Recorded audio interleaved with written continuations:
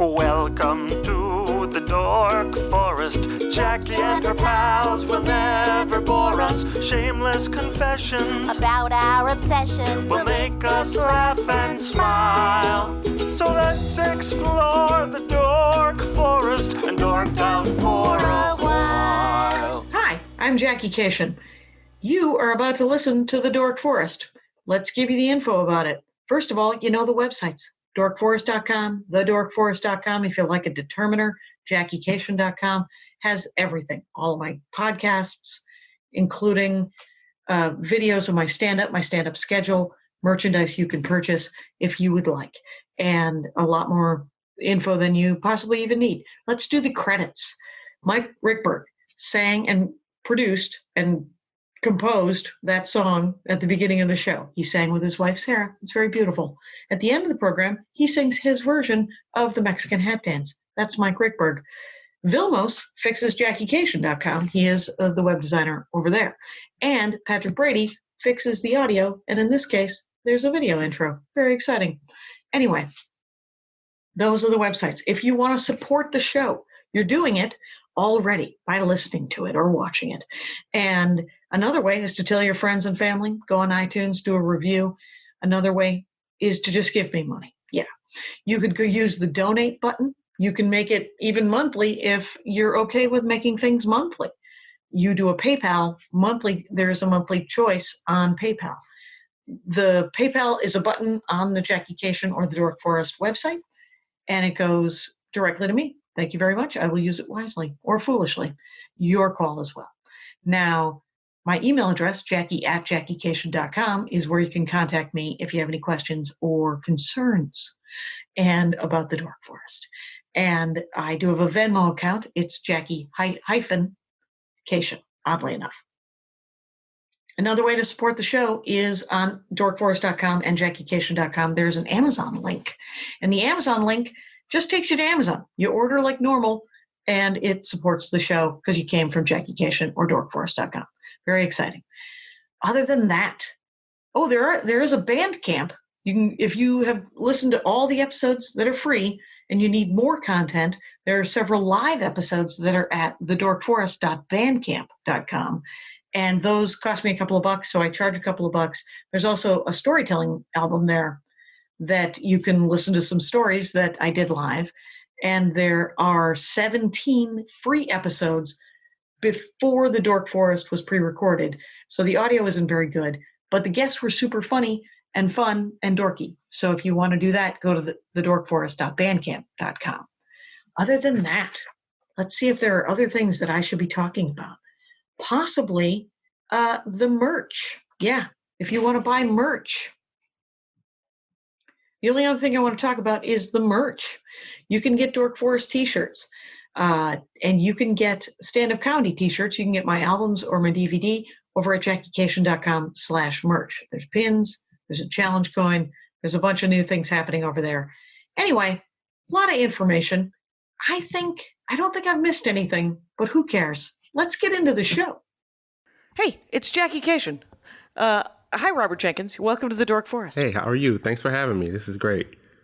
Yeah, this is awesome. I haven't seen you in real life since I fucked up your feature week in Chicago.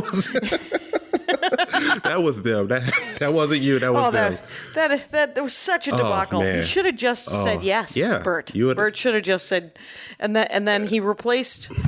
I think he was like, no, I just want to, you want a black guy? I know a local black guy. I was like, no, I was hoping to hang out with a guy I know. No? All right. I mean, and the guy that featured was a nice enough guy. Yeah. But that whole week was a debacle. That was interesting. I will never return. And I will go to other places in Illinois. Yeah. And that'll be fine. So, Robert Jenkins, by the way, stand-up comic and a lawyer for the state of Michigan. Yep. State of Michigan lawyer. Yep. There we go. And you live in Detroit, and it's Robert Jenkins, but your stand-up comedy. I live in Lansing now. I was born in Detroit. Live in Lansing. Oh, there you go. Mm-hmm. All right. You should have bought land. I understand at one point it was very cheap to buy land. Absolutely. Rob J. Comedy. That's Twitter and Instagram, right? And my website, yep. Okay. And that's awesome. And robjcomedy.com? Mm-hmm. Oh, good. Okay. Branding. So, Do it all. Just bring it. People follow the man. And according to the frequently asked questions, you're actually a very good lawyer. Yeah. And but you're not available to be hired because they're already guilty. Yep. That was funny. And you also have a cat. I have two cats that I love dearly. What kind of cats do you have? They Do you have mutt cats? No, they're Nibelung cats, like the gray, super gray Russian cats. Oh, Russian cats. I was like, is that because there was a cat that is bald. That I thought it started with an N. Yeah, no? Not that one. There's they're called Nibelung, but like the colloquial term is Russian long hair cats. Oh, there you go. You have two Russian long hair cats.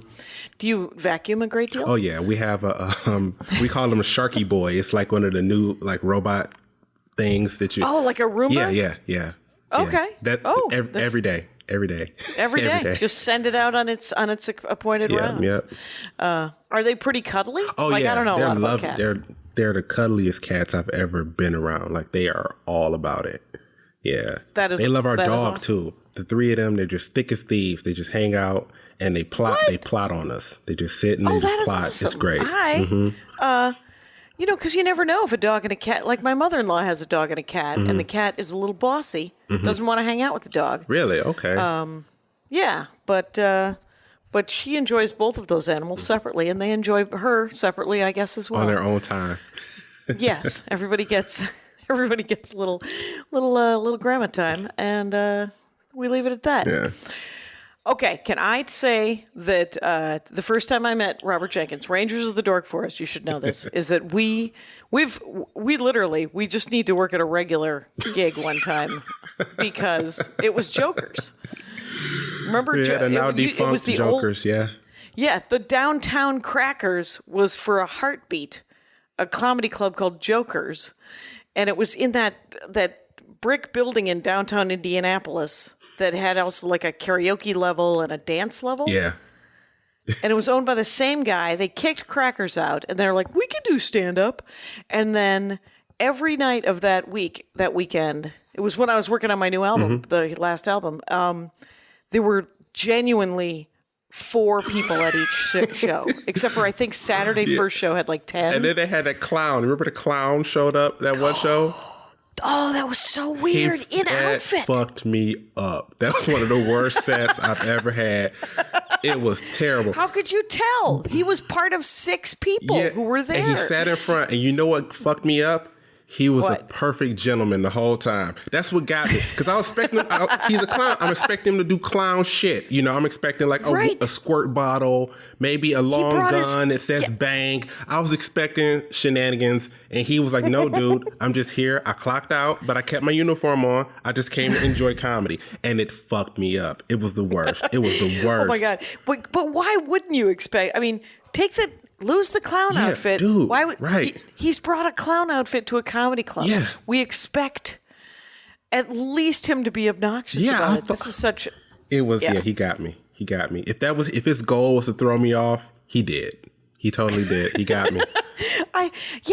The whole weekend it was just a debacle. Yeah. And then the next time I saw you was at the some sort of Yoder festival, but it was at the Toledo Mud Hens. Yep. At their stadium. And and I didn't recognize you. Yeah. And you're like, how is that possible? We spent 5 shows doing 4 people. And we hung out, and I said, oh, do you have that concealing carry? Yeah, that's how you remember me. That's what you remember? And I said, I also remember a joke about going through the self-serve checkout. Yeah. Those were the 2 things I remembered. I remembered one of your bits. And this gigantic pistol I carry with me. And the fact that you could legally conceal a weapon upon your person. Yeah, because that came in handy at the end of the night when we were in Jokers. We was trying to get out, and I was like, come on with me. you just got behind me, and I just walked you out of there. Yeah, I will escort you to your weird hotel in weird downtown Indianapolis, which is weird. The only time I like downtown Indianapolis is during that board game convention, Gen Con. Oh, it's great. Yeah, that's fun because it's just piles and piles of nerds, and they're good. Their Comic-Con is really dope. Yeah, Comic-Con was really nice, but the board game, what I liked about the board game convention is that people actually, it's like 60,000 people who literally just want to play a board game instead of at Comic-Cons, which can be just people standing in line to stare at someone who was on a TV show. Yeah. So people who genuinely want to play a board game, I find, while they can be irritating, are usually very nice people. Yeah. They're very patient people. I'll tell you that. Super. They're patient. They're patient for sure. Willing to read directions. Yeah. Sure. What? I know. Directions? Exactly. Nobody does that anymore. Okay. So let's get into it. All right. Your dorkdom is guns. Yeah. I've never had a gun dork on, but I was like, if I'm going to do it, it's going to be Robert Jenkins, because I don't know who else. I mean, I've only fired a gun twice. Yeah. So And I don't know much about The them. funny thing about it is that I was not into guns until I started doing comedy. I started comedy in July 2012. So, Really? yeah, before that, I had maybe fired a gun maybe a handful of times that I'm willing to talk Okay. about. Right? But I think starting comedy Yeah. made you realize that, first of all, you were in danger. And Very much. And then you might have had rage. Very much so. And Very much so. There was a specific incident that let me know I was like, oh, I should probably do something about this. that is interesting. Yeah, so I was. Are you willing to share? Oh, absolutely, Yeah. absolutely. So this is, I started in July 2012, and it's winter 2012, and I'm doing a show in Michigan. It's like northern Michigan, middle of nowhere, up pretty far north. Like, the last time I saw a black person was like 2 hours into the drive, right? Okay, so more likely. So I get there, Yeah. I get to the bar. It's it's a typical bar show, and I'm and doing my thing. I'm doing 20, 25 minutes, something like that, and I do my bits. And things are going good, and but I noticed that in the front row there was a table of 3 guys and a girl. And the woman was with her date, and she was laughing, but I guess I don't know, maybe they didn't like the way she was laughing, which happens, which is a weird thing that happens, and you're like, what? Why have you come? Right. Yeah. I'm like, dude, do you know that I'm on your side? Like, if she laughs, then she's gonna fuck you later. Eventually, like, that's what happens. Hopefully, we'll be in a good mood. Yeah. How many times have comics tried to explain this? They're just like, I'm not making her laugh. I'm not going to get anything out of this. And they're like, no, she's going to be in a better mood, and she might want to have sex with you. Yeah. That is the oldest stand-up comedy joke in the world. Yeah, that's... Because it's true. Simple. Yeah, so I explain it. I'm Magic Johnson, okay? I'm dishing here. I'm on the fast break. I'm doing the dribbling and everything. I'm drawing the defense. When they come to me, it's just a handoff to you. I'm just dishing it to my left, and you just lay it in. Just lay it in. You literally and figuratively lay it in. You can't miss. Install the job, exactly. My friend. Install the job. And everybody goes home happy. That's it. Right. But yes. So after the show, I'm standing around waiting to get paid, as you do. As you do. Before I know it, these folks have kind of made their way over to me, and they're kind of like surrounding me. But they're not, they haven't got in the danger zone yet. But, they made it clear that they, are very close to me. And, the one guy, he says something, one of the guys says something I don't like. And I'm like, okay, I'm ignoring him. And I'm like, whatever. I'm not for everybody, because I was even kind of like that, like how I am now back then. So, so I'm like, well, okay, I get my money. I'm getting ready to go. And I turn around, I see that they're gone. They're outside now. And I take a peek out the window, and I see that they're standing by my car, and their car is next to mine. So I said, oh, this is interesting. So I go and talk to the manager at the bar, and I'm like, hey, there's some folks outside. I don't know what they plan on doing, but I plan on doing something if they do something. And he says, so I say, so you might want to bring somebody out there. Is there anybody that at least keep an eye out? And he basically told me, show's over. Do what you need to do. And I was like, oh, okay. So I'll never be back here again. And I'm not a big fan of calling law enforcement because, well, and Obvious reasons. right. And so at that time, I didn't have my concealed carry permit. I had pepper spray and I had a knife. I had a switchblade. Okay. So, I go out, put my backpack on, and I make my way to the car, and it's just jawing back and forth. They're talking about what they want to do to me, and I'm telling them it probably won't happen like that. But they don't take any step forward. I don't go over to where they are. I get in my car and I drive home. And on that drive home, I said, okay, so I see how this is. So I need to go ahead and do something about this. So that was when I started. I made a decision to get my concealed carry permit and get a gun. How do you get a concealed carry? Is it easy? It depends on the state. A lot of times, some states are very easy. Some states, you're in California. Yeah. It is kind of difficult in places like California and Illinois and New York, Massachusetts. Typically, Wisconsin, you're giving it in the bassinet. Yeah, pretty much. They're like, here, pretty much. Here you go. It is just drop it in your crib, Derringer. Yeah. So it really does depend on the state. And so with Michigan, what you have to do is there's a license form you fill out. You have to take a concealed carry permit class that's sanctioned by the state. So they've been approved. They've checked out the course curriculum. They know Okay, sort of like traffic school? Yeah, pretty much. Same way you get a driver's license. And so one of the big factors in whether or not it's going to be easy for you to get is whether your state is a shall issue or may issue. So you got to check the law.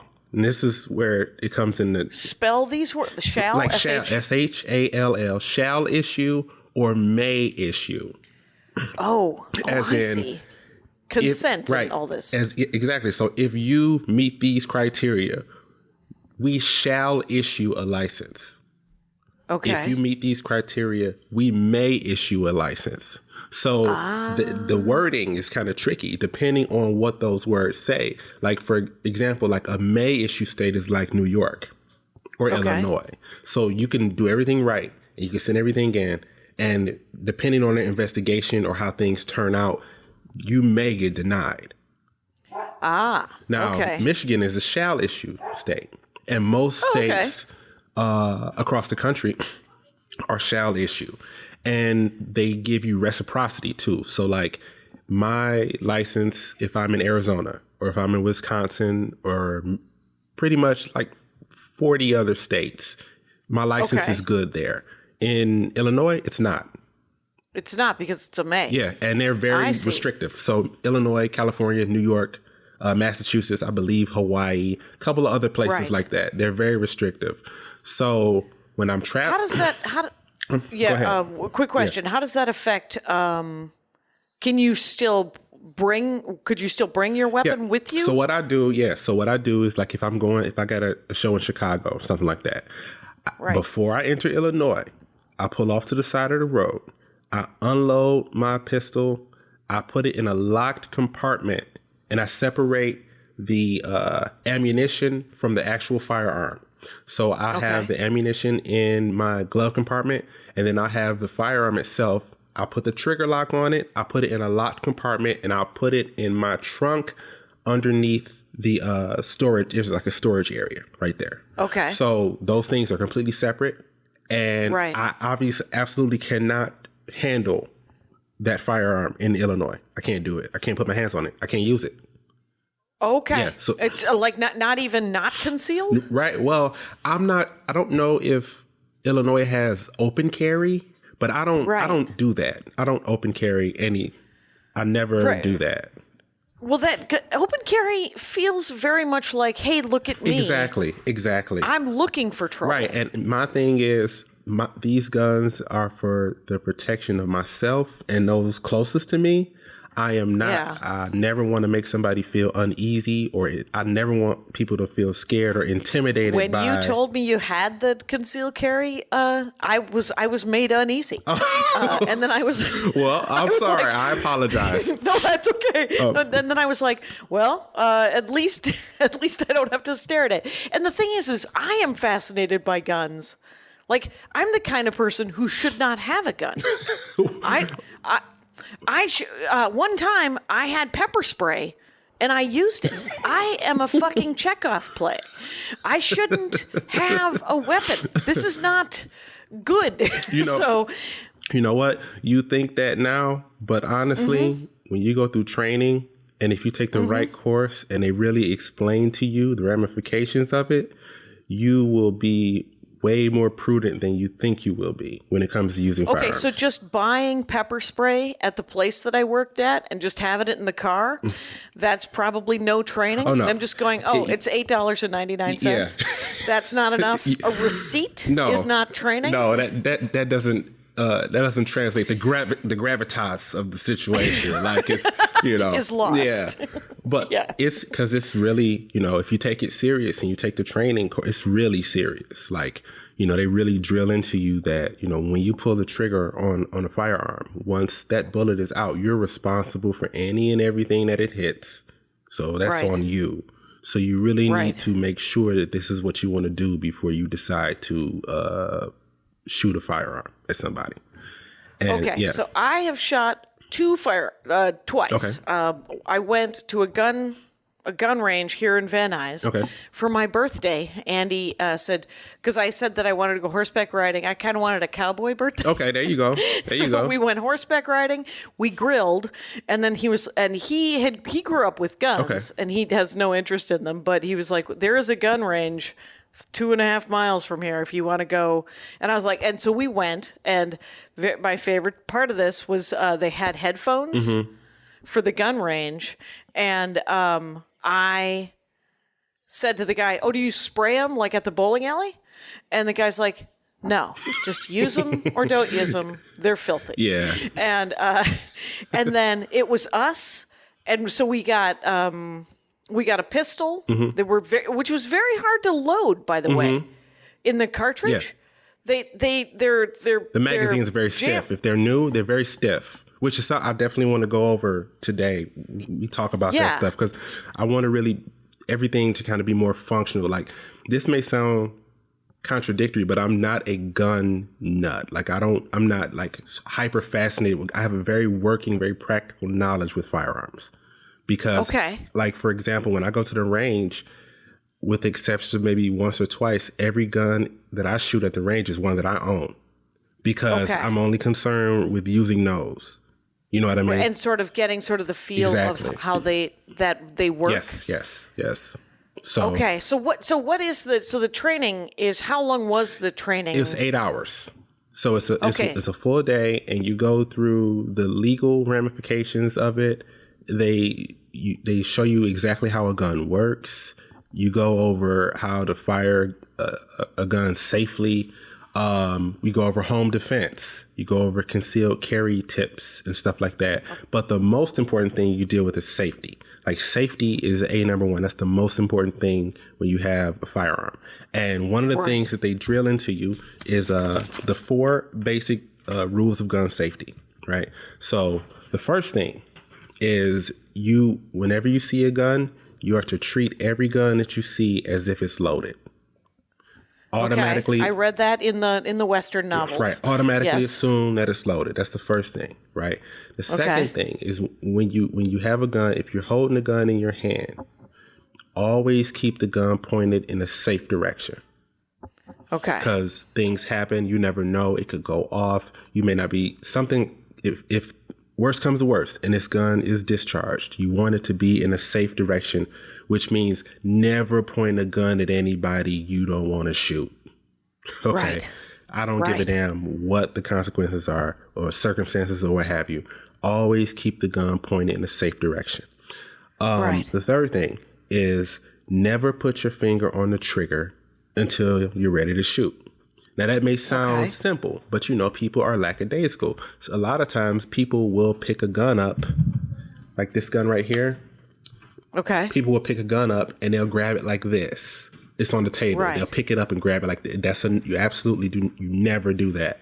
So you always want to keep your finger off the trigger until you're ready to shoot. Pick it up by the guard or something? You pick it up by the handle.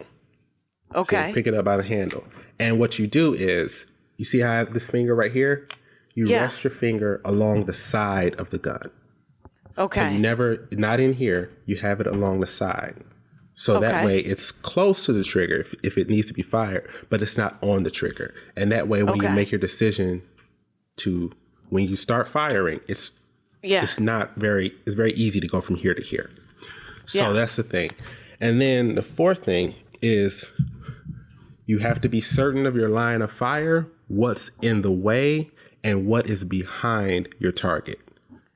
Always, you got to know what's behind your target because you're gonna miss. No, or you go through them. You go through them, and then it hits whatever's behind them too.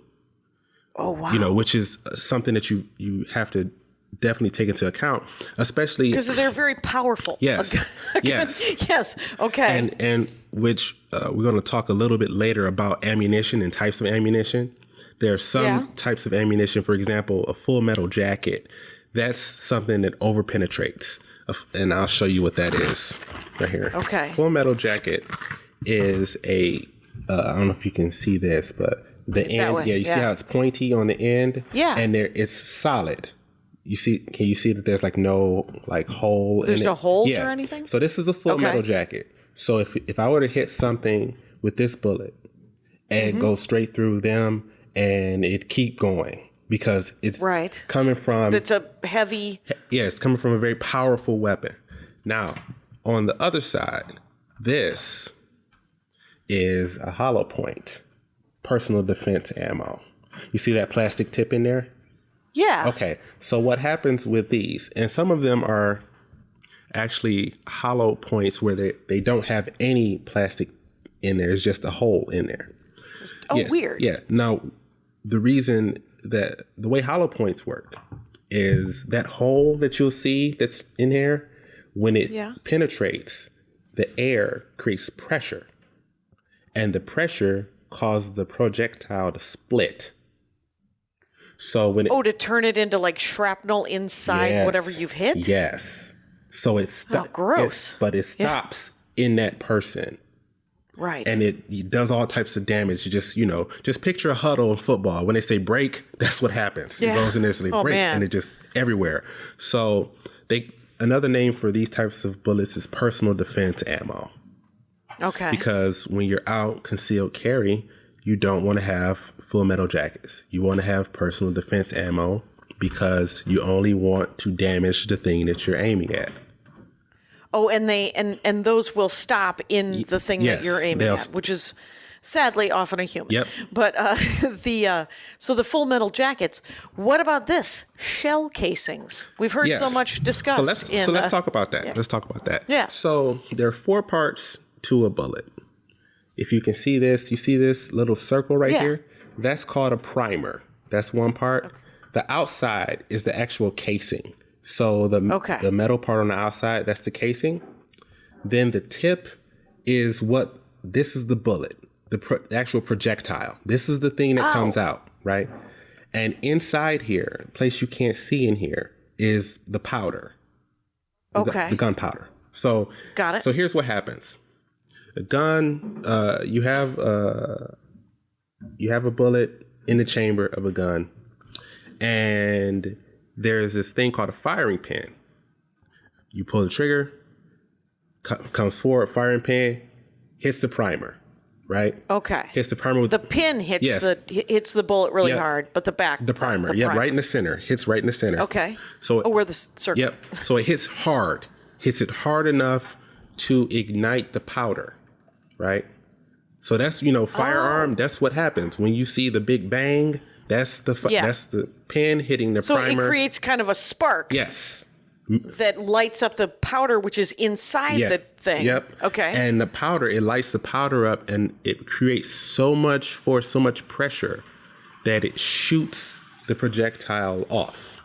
And the tiny part on the end, which is the actual bullet. The actual bullet shoots that off, and that's what goes traveling down the barrel of the gun. Right.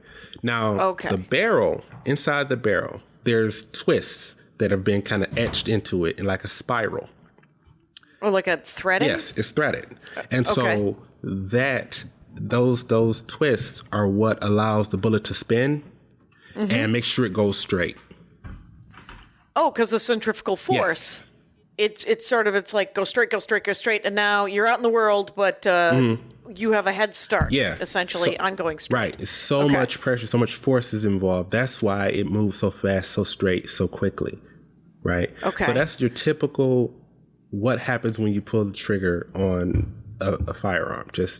So every bullet though has that casing. Absolutely. Yes. And that's what and that people gets leave ejected behind. or something? Or? So in your typical handgun, right? Mm-hmm. So this is the chamber in here. Now, I got this gun. I'm going to show you how to clear a gun to make sure that it's not loaded, right? So when you get a gun, like I said, you treat it as if it's loaded, right? The first thing you do, you see this button right here? Okay. That's the magazine release. You hit that and you take the magazine out. Okay. Okay. And you inspect the magazine, make sure it's empty, put that down. Then you take this part, it's called the slide.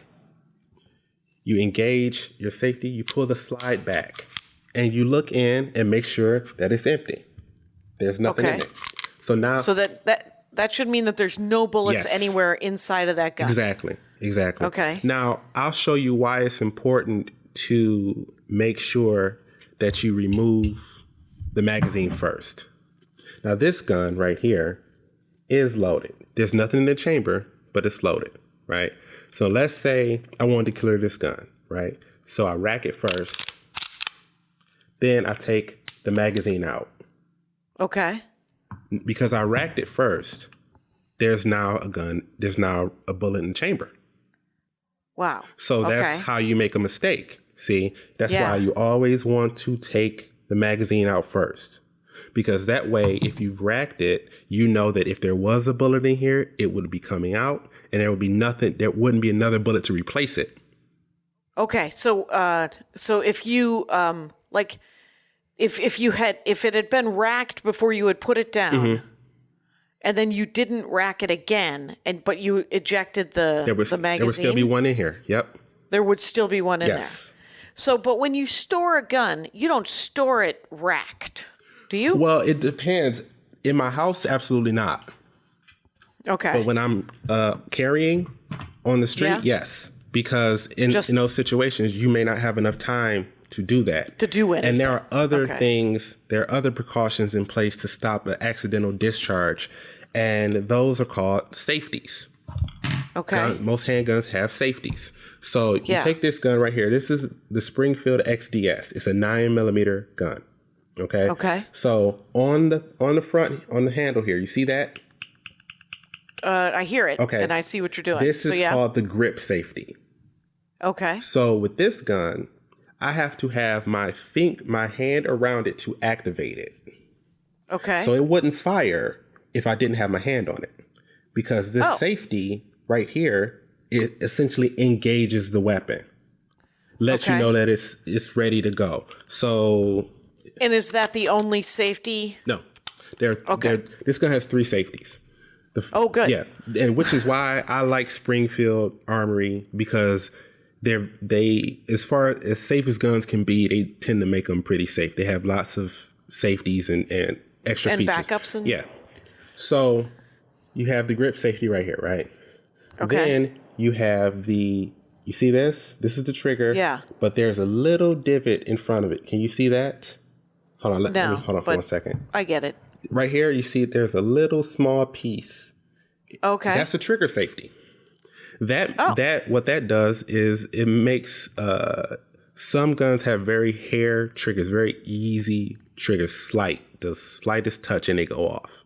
I don't like that. I want a long trigger pull. I want me to have to put some work into it. So I feel the same way about my Toyota Corolla. I don't want to have a lot of pickup. No, I like me to make a decision and then the car to actually think about it for a heartbeat. Right, and then do it. We're doing this. All right, we're doing it. It's the same. It's the same. Essentially the same thing. So this. Okay. So there's the trigger safety, and then there's an internal safety. That will stop it from accidental discharge if it were to fall, if it were to drop out of my hand. Okay? Oh. Right. So I have 3. So there's 3 safeties on this gun. So Springfield, the majority of the guns I have are Springfield. Springfield Okay. Armory. How many guns might you own? Well, Well, how many guns are? Let us just 5. say how many guns. Thank you. Let's go with 5. Okay, exactly. Let's go Let's with just 5. go with the 5 that you own. And are they all the guns that essentially what I'm interested in is the conceal and carry? Mm-hmm. You could carry any of those 5 guns? No, I have 2 I have 2 here that I'm going to show you that are not concealed carry. I have 3 that I could carry. 3 handguns. I have a AR-15 pistol here, and I have a shotgun here. Okay. Yeah. So I've shot a shotgun. My father-in-law he trained bird dogs for field trials from horseback. Nice. And so he took pointers, right? Mm-hmm. And so he had several shotguns. And when he passed away about 5 or 6 years ago, he wanted his ashes put in shotgun shells and for us to shoot them. Oh off. hell, that's cool. Yeah, we still have 10 of his. We have some of, and they had pellets in them as well. But we have like 10 shotgun shells on our. That's nice. I like that. Two different gauge. Yeah, 12 and 20. Yeah, probably smaller and bigger. Yep. And but I got to shoot him into the sky a couple of times in Arkansas, That's cool. which is where you should live if you want to get shot into the sky. Yeah, that's and very. It sounds like a very Arkansas thing to do. It felt pretty on brand. And so I wanted to actually, since we're talking about shotguns, we can talk about shotguns real quick. You've probably heard of the different gauges for shotguns. There's 12 gauge and then there's 20 gauge, right? Now, those are typical, the 2 popular like gauges for shotguns. I'm sure there's others, but those are the ones that I'm familiar with. Now, the reason they're named 12 and 20 is because when you're measuring gauges, when you're trying to figure out the gauge, it's all about the diameter of the barrel and how many lead spheres it would take to make a pound. That's how they decide what the gauge is.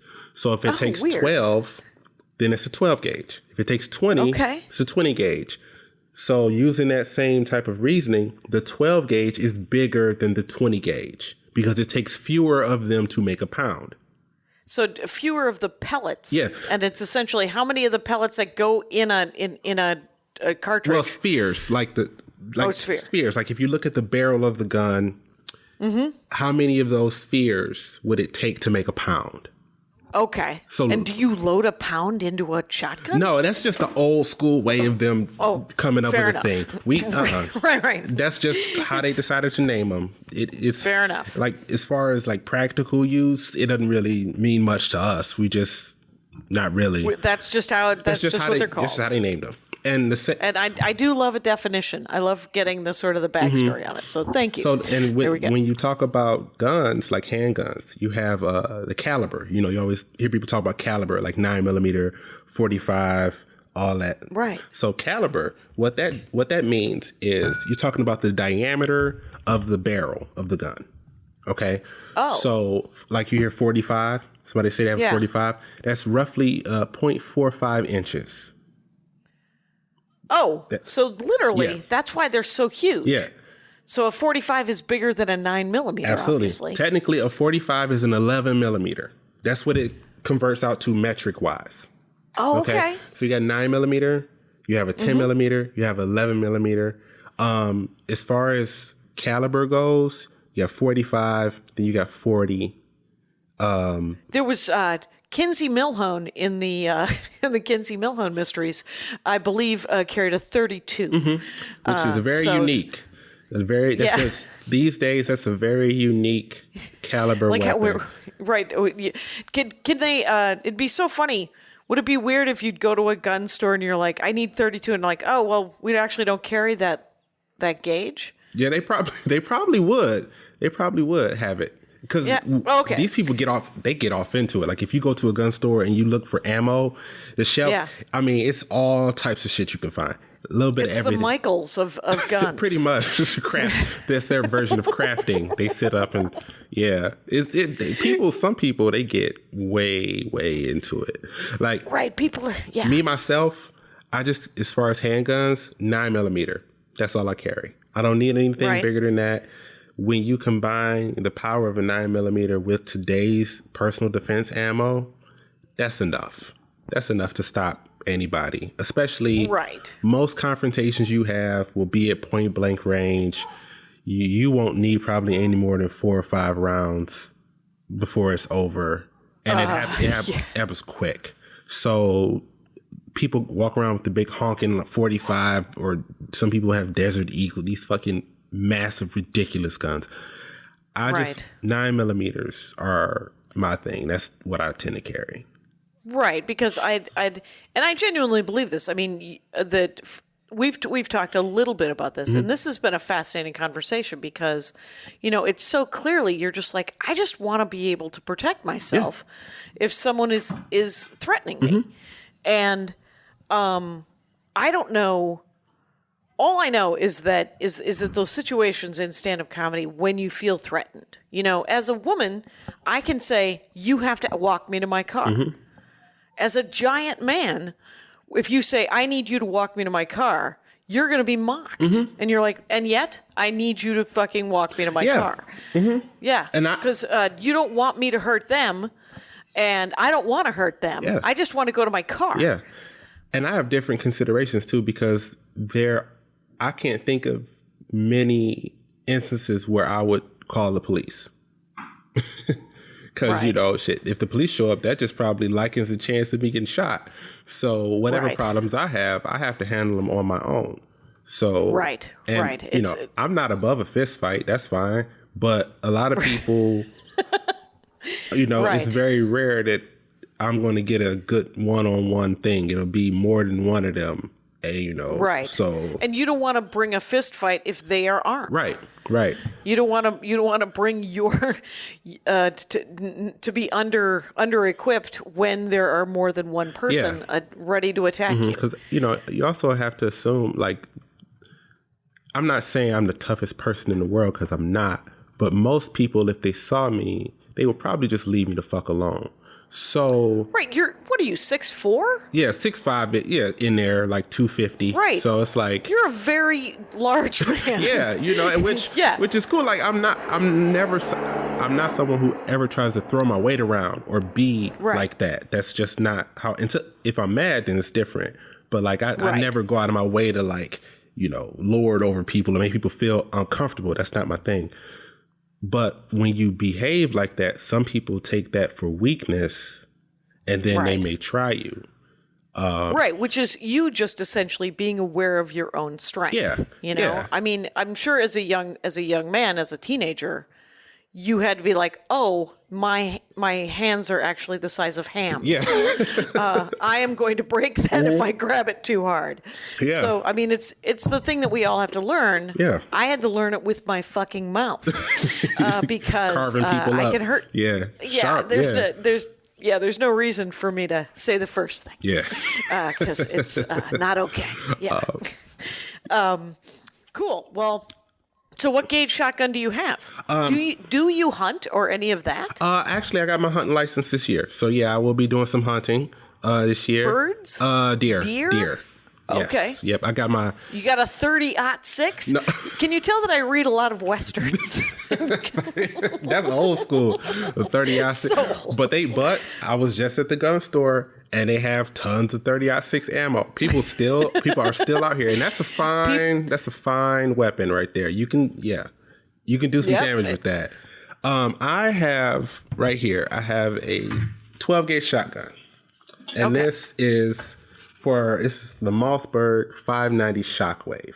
And this is for home defense. This is a home defense shotgun. Now, this is something that I want to convey to the people listening and to you is if we're talking about home defense, this is a really good shotgun to have. And I'll tell you why. The first reason is because the shotgun, a lot of people are very afraid of shotguns because of the kickback. There's lots of recoil. They're very hard to handle, very hard to manage, right? Now, with this Mossberg 12 gauge that I have mini shells, small shotgun shells. And I'll show you one of them right here. This is very small. It's like it's like half the size of a regular shotgun shell. Okay, And it's short. It's short and Yeah. it's smaller. It's smaller in diameter. Now, the reason that this is important is because smaller shotgun shells are less likely to overpenetrate. So if you hit somebody with this, it's a shotgun. It's going to do massive damage, but it's not going to go through your wall into your neighbor's kitchen. Like it's going to stop pretty short of that. So also, because these shells are smaller, you can fit more of them in the shotgun tube. So here, so here, right here, this is the shotgun tube. This is where the shotgun shells go. Okay. Here. So if I were to load one, I would take it off of here like this. Mm-hmm. I put it in here and I press it in. And then I just load them that way. Right? Okay. And how many of the regular length ones would fit in here there? would probably fit, I would say probably 5 in here. But I have 8 in here now. Because they're shorter. Yes, they're shorter. And so when you have a shotgun, the best way to store it is in a position they call cruiser ready. You know, like, so, and what that means is, you know, you ever see like a police car and they have a shotgun in the car, the shotgun the car cruiser, you know, police, they call them cruisers. Right. It's cruiser ready is when you have it full, but you have this. This is called the action. You see this right here? Yeah. This is empty. Okay. So it's the magazine tube is full. The shotgun tube is full, but the chamber is empty. And you always want to store shotguns with the chamber empty because shotguns go off. Okay. They go off a lot. You could drop it and it'll go off. Like it's in a closet and somebody knocks it over and it goes off. All of a sudden, boom. Right. So you always want to store your shotguns empty. And so, like I have this in cruiser, it's in cruiser mode right now. It's cruiser ready. So let's say something goes down. I need to grab this. So if I need to grab it, all I do, I pick it up. Now it's loaded. Now it's loaded. Just that quick. There's something in the chamber. Yeah, just that quick. So that's why you want to keep them. Let me unload this. That's why you always want to keep them empty because it takes nothing to load this thing and get to it really quick. So, in a book, that's right. You could like 12 gauge. Those are 12 to a pound pellets, right? That will go into a person. Essentially, yeah. Yeah. So, I have what is birdshot?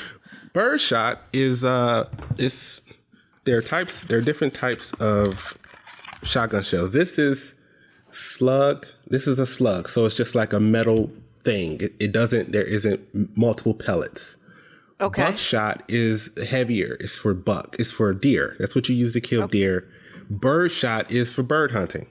Smaller pellets. So yeah, so like you can because I have eaten pheasant and I have found birdshot in it. You remember when Dick Cheney shot that guy? Yeah, that guy lived because he got hit with birdshot. Okay, because he hit him in the face. Yeah. Now if he with a shotgun, I think it was maybe it was a 20 gauge. I don't know, but it was birdshot. So had he hit him with buckshot, he'd have died. That'd have been it for him. Wow. Yeah. So they were out bird hunting, obviously, you know, so thank God that they were out there bird hunting and not deer hunting because he'd killed him. He'd been dead. And Dick Cheney waving a shotgun around. Yeah. Like a crazy person. Because he is a crazy person. But that's weird that you could accidentally shoot somebody with, I mean, and the thing is I'm from Wisconsin. So deer hunting, we kill more people in Wisconsin deer hunting than I think were killed in Iraq, over 10 years. Oh, shit. I mean, it's bad. Yeah. There's, you can get a gun very easily in Wisconsin, and there's not a lot of training, and they're just out, and they're like, I'm going to get my buck. Yeah. And then they see their buddy who's tricked out in orange, and they shoot him anyway. Because they're drunk. And you're like... Because a lot of folks, they use, like, deer hunting, the big hunting weekend is the let's get fucked up and complain about life weekend. And the deer, why bring the guns at all? Exactly. Why just don't go you up there and go drink. camping? I don't know. Anyway, go fishing, for God's sakes. You can't really you could drown, but there's less inherent danger. Yeah. Yes, and you would do it to yourself, so that'd be fine, right? Yeah. So I wanted to make sure cover a couple more things.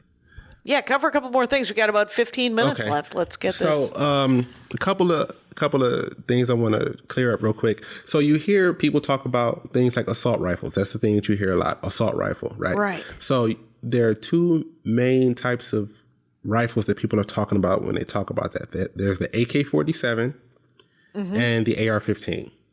Now, some people think that AR stands for assault rifle. That's not what it stands for. AR is Armalite Rifle because that's the company that made it. And 15 is Rifle Design number 15. So that's where that comes from. And the AR-15 is the most popular rifle in America. There are millions of them. Like people. My niece has one. Oh, see?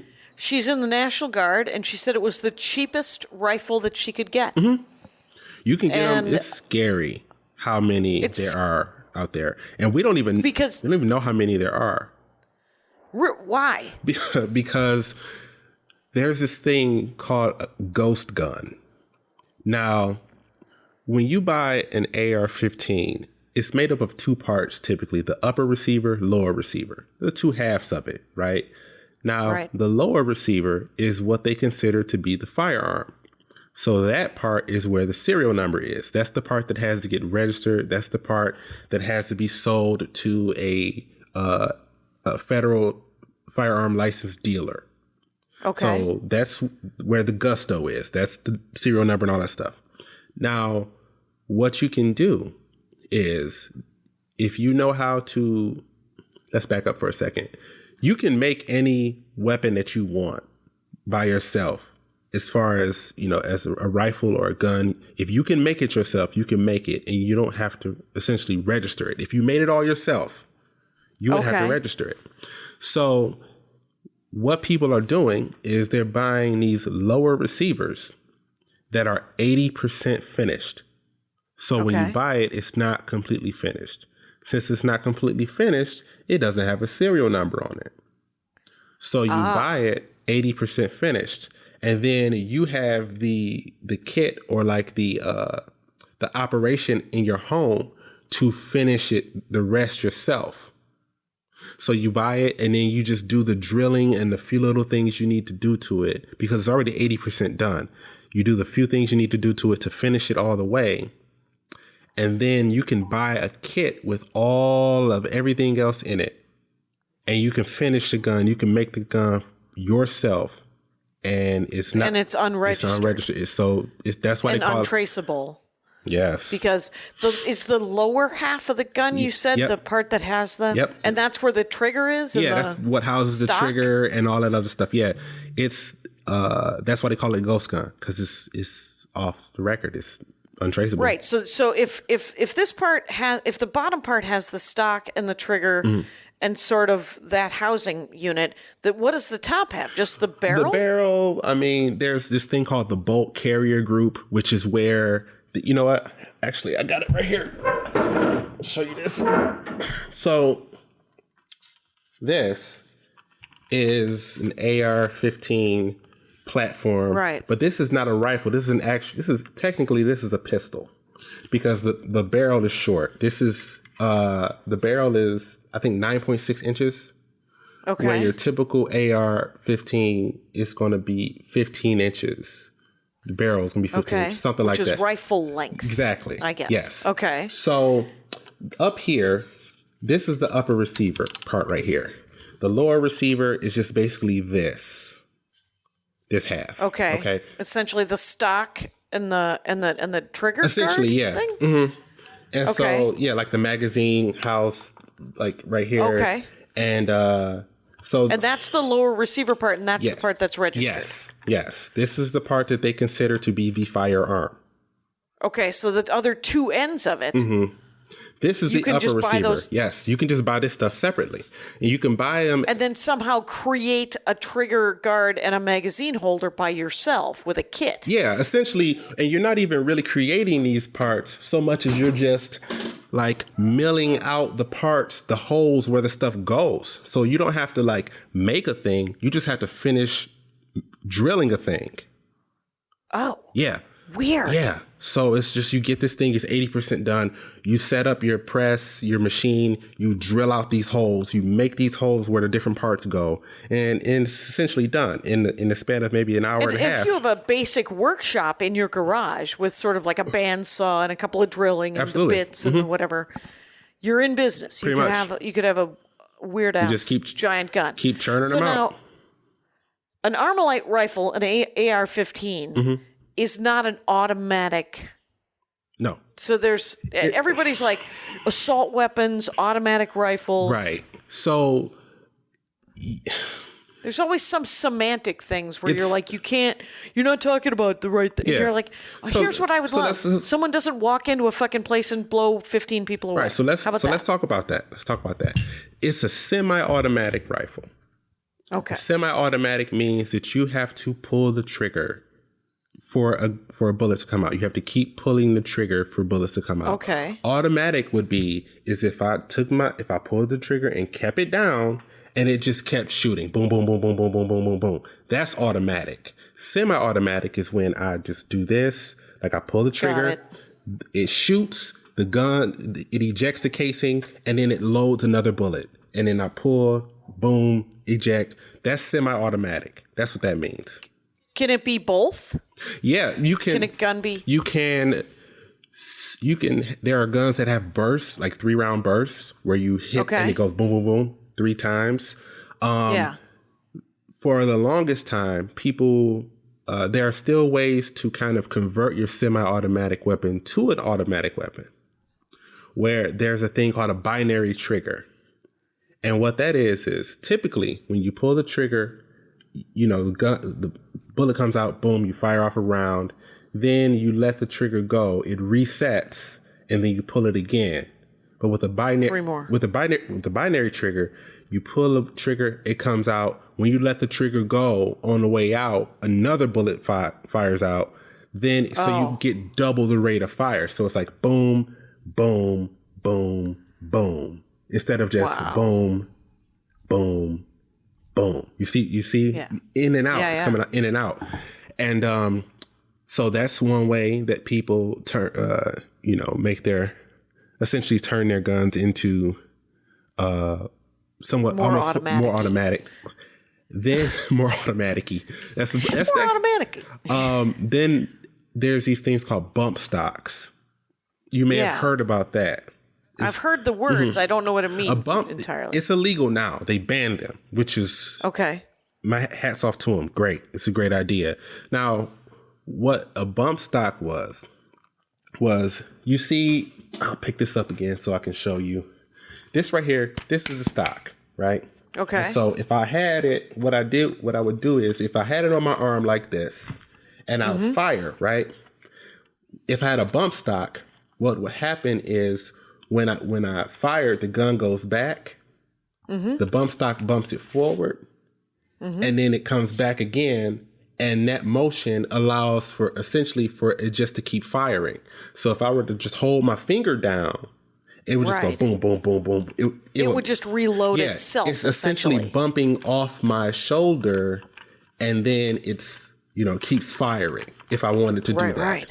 Now they outlawed those, which is great. Which so because you could buy a bump stock for $50 and turn it into this fucking killing machine.